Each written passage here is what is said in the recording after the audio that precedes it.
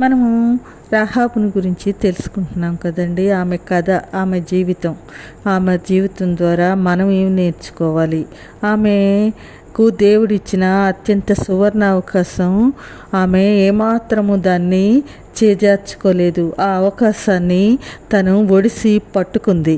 ధైర్యంగా ఒక అడుగు ముందుకు వేసింది.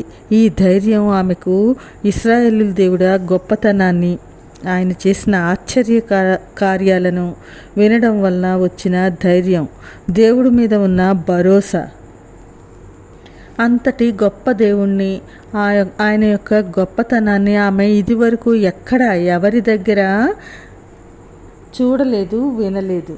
అందుకే ధైర్యంగా ఇశ్రాయేలీల వేగుల వారిని కాపాడడంలో ఏమాత్రము వెనుకడుగు వేయలేదు.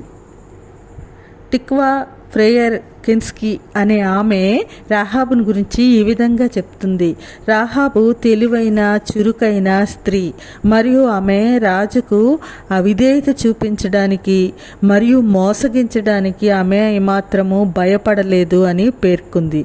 అంతేకాదు దేవుని మీద మరియు ఇశ్రాయేలీల పట్ల ఆమెకున్న విధేయత కారణంగా ఇశ్రాయేలీలను రక్షించిన రక్షకులలో ఆమెను ఒక్కరిగా మనము కీర్తించవచ్చు అంటుంది. అలాగే ఇశ్రాయేలీలతో పొత్తు పెట్టుకున్న మొదట అన్యజాతి స్త్రీ, ఇశ్రాయేలీయేతర వ్యక్తిగా మరియు ప్రత్యేకించి మొదట కనానీయ స్త్రీగా ఆమె నేపథ్యం ఎలా ఉన్నప్పటికీ వేగుల వారిని రక్షించిన స్త్రీగా ఆమెను మనము చెప్పుకోవచ్చు. అందుకే దేవుడు ఆమెను, ఆమె కుటుంబాన్ని దేవుని కృపతో నింపాడు. తన వంశావళిలోనే దేవుడు ఆమెను చేర్చుకున్నాడు. ఆమె చేసిన ఈ ఒక్క పని దేవుడికి ఎంత ప్రీతికరమైందో కదా.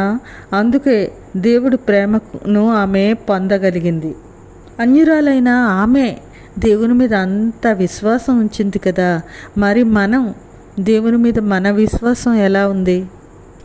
దేవుని పిల్లలుగా మనం ఆయనకు ప్రీతికరంగా జీవించడము చేస్తున్నామా?